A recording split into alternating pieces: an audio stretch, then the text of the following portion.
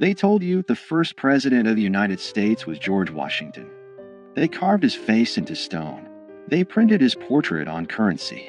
They wrapped his image in myth and called it destiny. From elementary school classrooms to marble monuments in the Capitol, the story was simple, polished, and final. America began under Washington. But what if that story was not the whole truth? What if the very foundation of American leadership was built on a quiet erasure? What if the first president was not the man on the dollar bill, and the truth was deliberately compressed into a footnote so small that generations never saw it? Because before George Washington placed his hand on the Bible in 1789, another man had already held the title of President of the United States. His name was John Hanson, and the fact that most Americans have never heard that name is not an accident. It is a story of constitutional confusion, political myth-making, and the deliberate shaping of national memory. To understand how this happened, you have to go back to a time before the Constitution, before the polished republic, back to a fragile confederation stitched together by war. In 1776, the 13 colonies declared independence from Britain, but independence was only the beginning.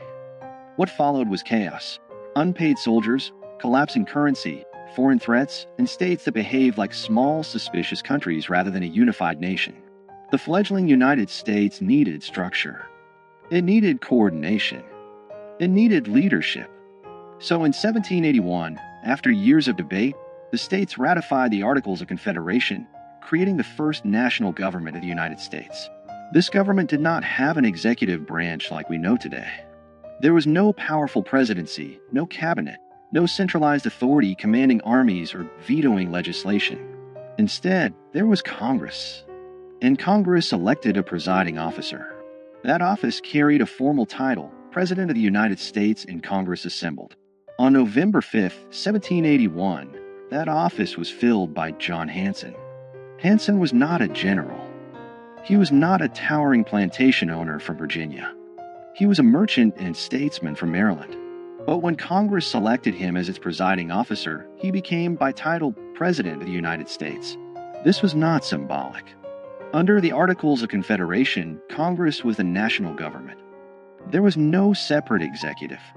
The President of Congress signed documents, corresponded with foreign powers, oversaw administrative matters, and in many ways embodied the leadership of the nation. Hanson served a one-year term. During that time, the Revolutionary War was still underway. He dealt with financial instability, troop demobilization, and diplomatic recognition. He presided over Congress as it accepted the British surrender at Yorktown's aftermath and navigated the fragile early sovereignty of the new republic. And yet his name is rarely mentioned outside specialized historical discussions. Why? Because after the war ended and the weaknesses of the Articles of Confederation became undeniable, a new document was drafted, the Constitution of 1787. This Constitution created a radically different office, a singular executive with defined powers, independent authority, and national visibility. It created what Americans now recognize as the presidency. In 1789, George Washington was elected under this new constitutional framework. He was not the first man to hold the title President of the United States, but he was the first president under the Constitution. That distinction matters. But over time, nuance was erased. The founders themselves understood the difference. They did not consider the presidency under the Articles equivalent to the executive created in 1787. The earlier office was primarily procedural, a presiding officer chosen by Congress, not a nationally elected executive. Yet as American mythology grew, complexity became inconvenient. A nation prefers clean origin stories. Washington became the first president, not because no one held the title before him, but because the new constitutional order redefined what the presidency meant. The old office faded into obscurity. But obscurity is not the same as non-existence. John Hanson was not alone. Before Washington, several men served as president of Congress under the Articles of Confederation, including Peyton Randolph, Henry Laurens, John Jay, and others. Hanson's distinction lies in being the first to serve a full one-year term after the Articles were fully ratified by all 13 states. And that ratification detail is where the controversy lives. Some historians argue that because Maryland was the last state to ratify the Articles in 1781, and Hanson was elected after that ratification, he was technically the first president of the fully unified United States government. This claim has been amplified in certain circles as proof that Washington was not the first president. But the reality is more layered. The presidency under the Articles had no independent executive power. It had no veto authority. It had no control over a standing army. It was not elected by the people or an electoral college.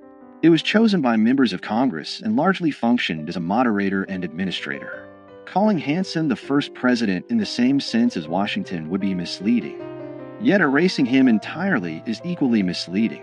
The shock is not that Washington was not first. The shock is that American civic education rarely explains the transition between two completely different governmental systems. The real foundational lie is not that Washington served first. It is that the story of American leadership begins neatly in 1789. It does not. It begins in confusion, experiment, and fragility. During Hanson's presidency, Congress established Thanksgiving as a national day of observance in 1782. It adopted the Great Seal of the United States. It managed foreign affairs and struggled to pay soldiers. It dealt with mutinies and financial crisis. These were not ceremonial tasks. They were existential. Yet when the Constitution replaced the Articles, the previous system was treated almost like a draft that never counted. The national memory pivoted hard toward the stronger executive model, and the earlier presidents of Congress became historical footnotes. Why would a nation simplify its own origin? Because power shapes narrative. The Constitution was framed as a corrective to weakness. Federalists argue that the Articles created a government too feeble to survive. By elevating Washington as the first president, the new system symbolically reset the clock. It framed 1789 as year one. The earlier period became a prelude rather than a beginning. This was not necessarily a malicious conspiracy. It was nation-building through storytelling. But storytelling always chooses emphasis. And when emphasis becomes repetition, repetition becomes truth. Over time, monuments, textbooks, and civic rituals reinforce the narrative. Washington was father of his country. He set precedents. He defined the executive branch. He stepped down voluntarily, shaping democratic norms. All of that is true. But what disappeared in the retelling was the messy prologue. The presidency did not emerge fully formed. It evolved. Under the Articles of Confederation, the central government had no power to tax. It could not compel states to provide troops or funds. Economic instability led to unrest like Shays' Rebellion in 1786–87. These crises exposed structural weaknesses. The Constitutional Convention of 1787 was not simply an upgrade. It was a reinvention. The executive office created in Article 2 of the Constitution bore little resemblance to the presiding officer of Congress under the Articles. Washington's presidency represented a new experiment entirely. But here is where document shock enters the story. The Articles of Confederation explicitly used the title President of the United States in Congress assembled. That phrase is preserved in historical records. It is not folklore. It is written law. That means technically that someone held the title before Washington. The shock is not fabricated. It is documented. The question is not whether Hanson held the title. He did. The question is whether holding that title made him equivalent to the constitutional presidency Americans celebrate. It did not. But the refusal to explain that difference clearly has fueled decades of confusion, and in some cases, deliberate myth-making. In the 20th century, certain advocacy groups and state historians promoted Hanson as the real first president, sometimes to elevate regional pride or challenge federal narratives. Statues were erected. Claims were printed in pamphlets. The nuance disappeared again, this time in the opposite direction. History swung from erasure to exaggeration. The truth lives in the middle. Washington was the first president under the United States Constitution. Hanson was the first president of Congress after full ratification of the Articles of Confederation. Both statements are accurate, but only one made it into national memory. This selective remembering reveals something deeper about American identity. The country prefers strong beginnings. It prefers heroic founders over experimental committees. It prefers marble certainty over procedural evolution. And so the fragile Confederation years are compressed into a blur between 1776 and 1789. That compression has consequences. When citizens believe their institutions sprang into existence fully formed, they misunderstand how governments evolve. They lose sight of how constitutional design responds to crisis. They forget that American democracy was not inevitable. It was negotiated, revised, and sometimes nearly abandoned. John Hanson's obscurity is not a scandal in the sense of conspiracy. It is a symptom of how nations curate memory. But in a broader sense, it does change everything. Because if the first chapter of the presidency has been simplified, what else has been streamlined for comfort? What other transitions have been flattened into clean narratives? The early republic was unstable. The Articles government was weak by design. Many Americans feared centralized authority after living under British rule. The pendulum swung towards state sovereignty, and then swung back when that model proved insufficient. Washington's presidency did not emerge from triumph alone. It emerged from failure. Understanding Hanson's role forces us to confront that failure. It reminds us that the United States had a first attempt at national government that did not work as intended. It reminds us that the presidency itself was born from revision. And it challenges the idea that history is a straight line. If Hanson is remembered only as a trivia question, was Washington really first? The deeper lesson is missed. The deeper lesson is institutional transformation. The presidency Americans know today is not static.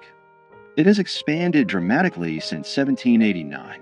Executive power has grown through war, legislation, judicial interpretation, and precedent.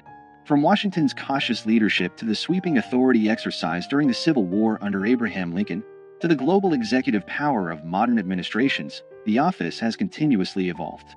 Recognizing the earlier presidency under the Articles reveals that evolution in its earliest stage. It shows that titles alone do not define power. Structures do. And structures can change. In the end, the accusation embedded in this story is not that America lied about Washington. It is that America simplified itself. It presented a polished origin instead of a complicated birth. John Hanson's relative obscurity is not an injustice of race or suppression in the way other historical erasures have been. It is a reminder that institutional memory is selective. But selective memory shapes civic understanding. When citizens learn that there was a president before Washington, even if only in a different governmental form, they are forced to reconsider what first really means. They are forced to look closer. And when people look closer at their foundations, they often discover cracks, not fatal ones, but human ones. That discovery does not weaken democracy. It strengthens it. Because mature nations do not fear complexity. They embrace it. America's first president was hidden, not in a secret archive, not in a burned document, but in the quiet margins of a transitional government that did not survive. And understanding that hidden chapter changes everything about how we see beginnings. It reveals that power is defined by structure, that titles can shift meaning, and that national memory is shaped as much by storytelling as by fact.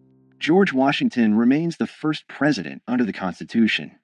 John Hanson remains the first president of the United States in Congress assembled after full ratification of the Articles of Confederation. Both are true, but only one became legend. The question is not whether Washington deserves his place. He does. The question is whether we are willing to tell the whole story. Because the moment we admit that the presidency had an earlier form, weaker, different, experimental, we acknowledge that America itself was once uncertain, unfinished, and fragile. And that realization changes everything. It reminds us that the nation was built not only by giants carved in stone, but also by administrators whose names faded when the structure they served was replaced. History does not always erase with fire. Sometimes it erases with simplification. And sometimes the most powerful revelations are not about scandal, but about structure.